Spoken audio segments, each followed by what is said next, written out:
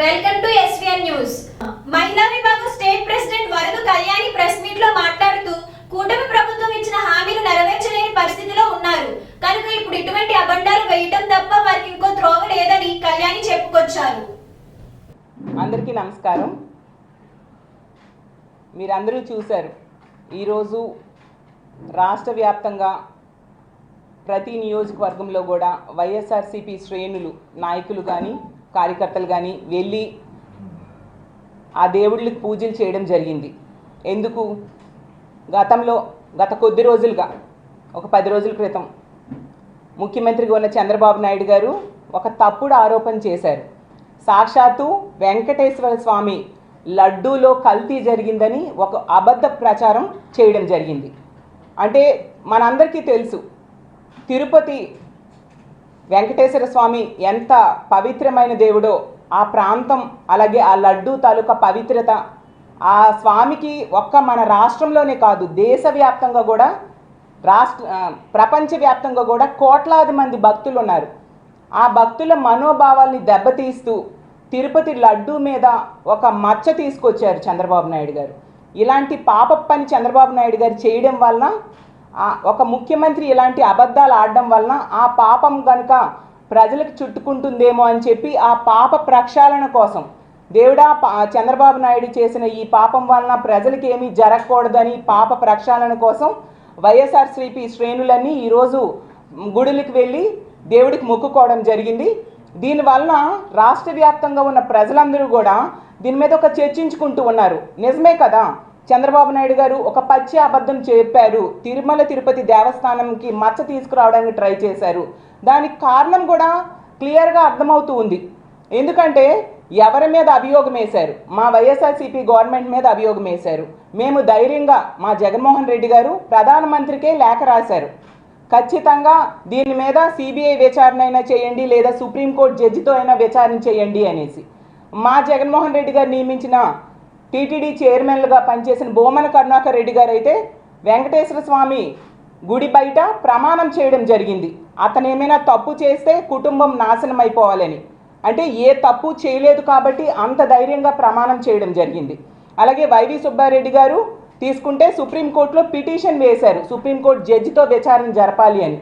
బోమన కరుణాకర్ రెడ్డి గారు సిబిఐ విచారణ కావాలి అని అడిగారు. ఏ తప్పు చేయలేదు కాబట్టి ఇంత ధైర్యంగా మా పార్టీ నాయకులు అడుగుతూ ఉన్నారు, ఒక పెద్ద స్థాయిలో కేంద్ర స్థాయిలో విచారణ జరగాలని. కానీ చంద్రబాబు నాయుడు గారు తీసుకుంటే ఎంతసేపు సిట్ విచారణ అంటూ ఉన్నారు. సిట్ అనే వాళ్ళు చంద్రబాబు నాయుడు గారు నిల్చోమంటే నిల్చొని కూర్చోమంటే కూర్చునే ఒక దర్యాప్తు సంస్థ. చంద్రబాబు నాయుడు గారి దగ్గర పనిచేసే వాళ్ళు అతను చెప్పిన మాటలు వెల్లివేస్తారు తప్ప సొంతంగా ఎలా నిర్ణయాలు తీసుకుంటారు? ఎందుకు సిబిఐ విచారణకు చంద్రబాబు నాయుడు గారు వెనుకడుగు వేస్తూ ఉన్నారు? ప్రజలకు అర్థమైపోయింది. ఈ 10 రోజులుగా సిబిఐ విచారణకు తెలుగుదేశం పార్టీ అయినా చంద్రబాబు నాయుడు గారైనా అతని మంత్రులు కానీ వెనకడుగు వేస్తూ ఉన్నారు. అంటే వీళ్ళు అబద్ధం చెప్పారు, అందుకే వీళ్ళు భయపడుతున్నారు అనే విషయం అర్థమైపోయింది. అందువలన ఈ చర్చలో ఈ తెలుగుదేశం పార్టీ కానీ కూటమిలో ఉన్న మంత్రులు ఆ నాయకులు భయపడి ఇప్పుడు ఇష్టం వచ్చిన అబద్ధాలు మాట్లాడడం స్టార్ట్ చేశారు. ఈరోజు తీసుకుంటే మనం చూసాం, పాయకరావుపేట ఎమ్మెల్యే గారు అనిత గారు నోటికొచ్చిన అబద్ధాలు, తమ నాయకుడైన చంద్రబాబు నాయుడు గారిని మించిపోయే అబద్ధాలు ఈరోజు మాట్లాడుతూ ఇష్టం వచ్చినట్టుగా జగన్మోహన్ రెడ్డి గారి గురించి ఈరోజు మాట్లాడిన విషయాలు మనం అందరము చూసాం. దాన్ని మేము తీవ్రంగా ఖండిస్తూ ఉన్నాం. ఆవిడ జగనన్న గురించి మాట్లాడిన మాటలు చూస్తే సభ్య సమాజం సిగ్గుపడుతూ ఉంది.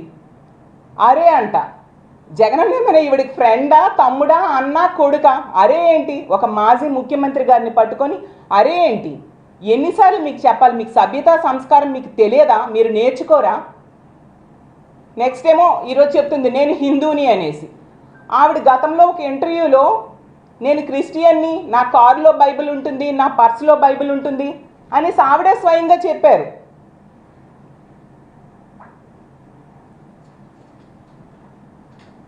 నేను ధైర్యంగా చెప్తాను, నేను హిందువుని. మీరు అబాండాలు వేసినంతమా క్రిస్టియన్. నేను మ్యారేజ్ ఇప్పటికీ కూడా నా బ్యాగ్లో బైబిల్ ఉంటుంది, సేమ్ టైం నా కార్లో బైబిల్ ఉంటుంది. బైబిల్ లేకుండా బయటకు వెళ్తాను. నేను ధైర్యంగా చెప్తాను, నేను హిందువుని. మీరు అబాండాలు వేసినంత మాత్రం నేనే వెంకటేశ్వర స్వామికి దూరం అయిపోలేదు కదా. I'm a Christian.